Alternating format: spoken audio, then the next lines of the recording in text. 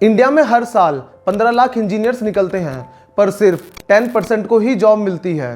क्या आपने सोचा है कि बाकी 90% का क्या होता होगा?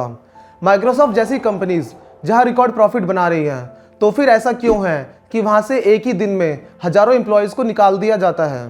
आपके पेरेंट्स ने सेक्रीफाइस करके आपको पढ़ाया, पर अगर आपको नौकरी ही नहीं मिली तो उनकी उम्मीदों का क्या होगा? और अगर मिली भी तो क्या गारंटी है कि कल तक नौकरी सेफ रहेगी या फिर एआई आपकी कुर्सी नहीं खाएगा? ये सवाल सिर्फ हवा में घुमाने वाला नहीं है, ये ग्राउंड रियलिटी है। आज के टाइम में आईटी सेक्टर के अंदर जो सच्चाई है उसके बारे में हम खुद खुल के बात ही नहीं करते हैं। हमें सिर्फ एक शाइनी पिक्चर दिखाई जाती है, high salary, foreign on site trips, luxurious lifestyle. लेकिन उस पिक्चर के पीछे एक ऐसी कहानी छुपी हुई होती है जो अक्सर नए ग्रेजुएट और उनके फैमिलीज़ को समझ ही नहीं आती। और जब वो खुद ऐसे साइकिल में फंस जाते हैं तब उन्हें सब कुछ समझ में आता है। तो चलिए एक एक करके देखते हैं आईटी इंडस्ट्री की असली रियलिटी, ऑन बोर्डिंग से लेकर लेऑफ्स तक, और समझते हैं कि असल में इस दुनिया में क्या हो रहा है।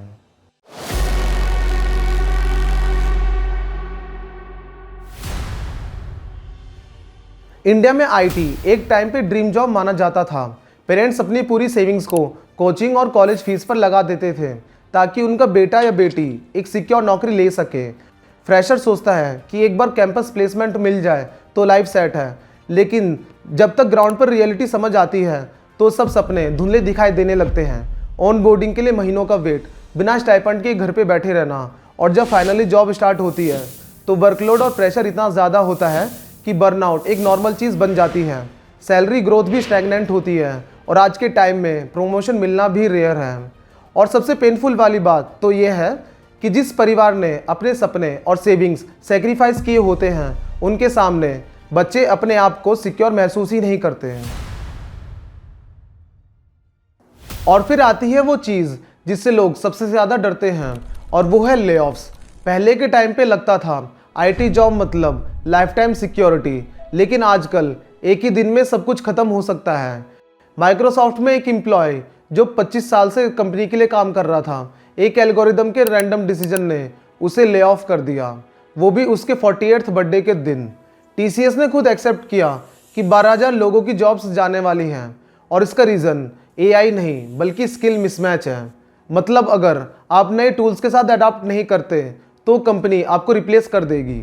गेमिंग इंडस्ट्री में तो और भी अजीब हुआ, कैंडी क्रश के डेवलपर्स को ही निकाल दिया और उन्हीं के बनाए एआई टूल्स को उनकी जगह काम पे लगा दिया। सोचो, जो टूल्स आप खुद बनाते हो वही कल आपकी कुर्सी छीन सकता है। ये सिर्फ एक दो कंपनीज की कहानी नहीं है, बल्कि इंडस्ट्री में ओवरऑल पैटर्न यही है। ऑटोमेशन और एआई की वजह से टीम्स छोटी होती जा रही हैं और ह्यूमन वर्कर्स इजीली रिप्लेसेबल बन रहे हैं। आज एक नौकरी जो सिक्योर लगती है कल एक ईमेल या 5 मिनट की कॉल में ख़त्म हो सकती है। और ये इंस्टेबिलिटी सिर्फ जॉब्स तक लिमिटेड नहीं है, स्किल्स तक भी है।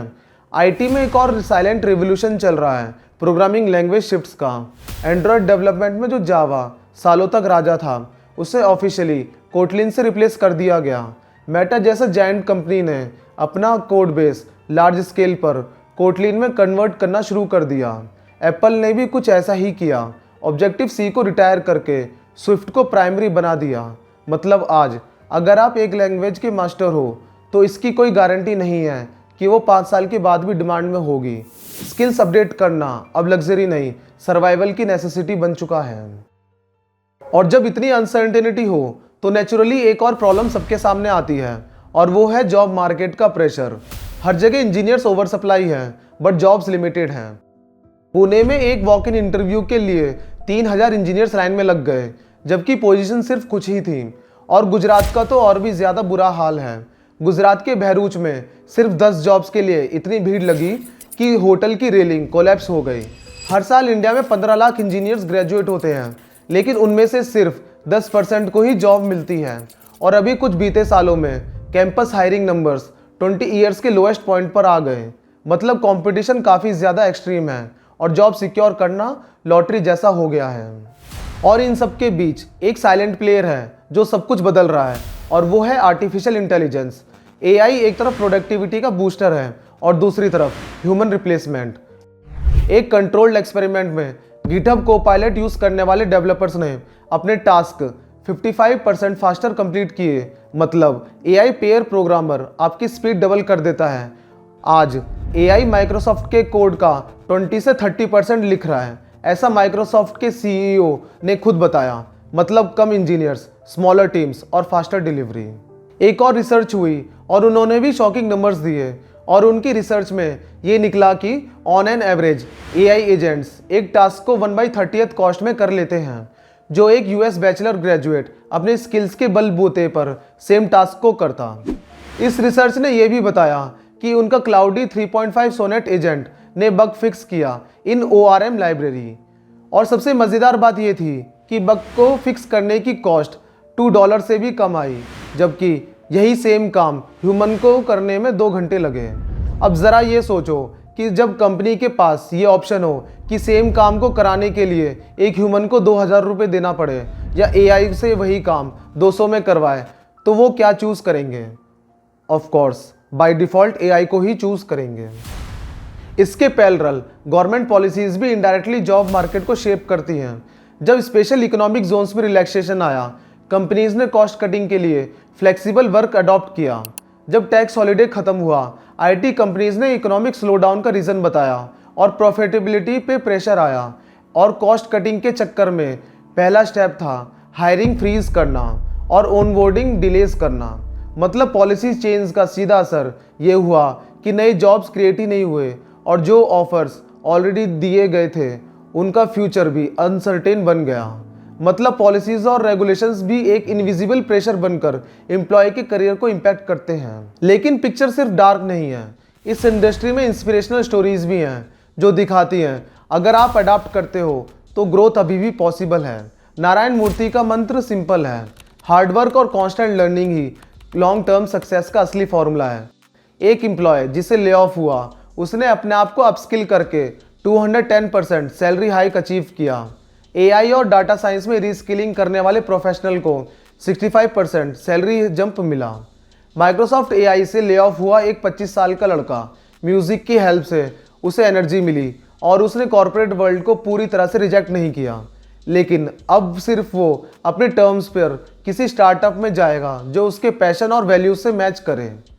और एक टेकी जिसके पास आईआईटी डिग्री भी नहीं थी, उसने अपनी सैलरी को 4.4 लाख से 1 करोड़ तक ले गया, सिर्फ अपनी लर्निंग और कंसिस्टेंसी के दम पर। ये सब एग्जांपल्स एक क्लियर मैसेज देते हैं कि आईटी इंडस्ट्री में गारंटी कुछ भी नहीं है। स्टेबिलिटी एक इल्यूजन है, लेकिन अपॉर्चुनिटी अभी भी जिंदा है। बस उसके लिए अडॉप्ट करना, नया सीखना और इवॉल्व करना पड़ता है। तो दोस्तों, आईटी सेक्टर एक पैराडॉक्स है। एक तरफ अनसर्टेनिटी, लेऑफ्स, ओवर सप्लाई, तो दूसरी तरफ नए टूल्स, नए स्किल्स और नए ग्रोथ पाथ्स। सच ये है कि अगर आप वही पुरानी सोच लेकर चले हो कि एक जॉब मिलेगी और ज़िंदगी सिक्योर हो जाएगी, तो शायद आपको डिसअपॉइंटमेंट मिले। लेकिन अगर आप रेडी हो हर नए चैलेंज को एक नई अपॉर्चुनिटी की तरह देखने के लिए, तो ये सेक्टर अभी भी एक पावरफुल करियर बन सकता है। रियलिटी हार्ड है, लेकिन पॉसिबिलिटीज़ अभी भी अलाइव है। डिफरेंस बस यही है कि आप स्पेक्टेटर बने रहते हो या प्लेयर बन के गेम चेंज करते हो। आप आईटी सेक्टर से कितने अफेक्टेड हो? आपका आईटी सेक्टर को लेकर कोई अच्छा या बुरा एक्सपीरियंस हो तो कमेंट करके ज़रूर बताना। वीडियो पसंद आई हो तो लाइक ज़रूर करें और इस वीडियो को उन दोस्तों के साथ ज़रूर शेयर कीजिए जो आज आईटी कंपनीज़ में काम करते हों। मिलेंगे फिर किसी नई वीडियो में, तब तक के लिए अपना ध्यान रखिए। Good bye, take care.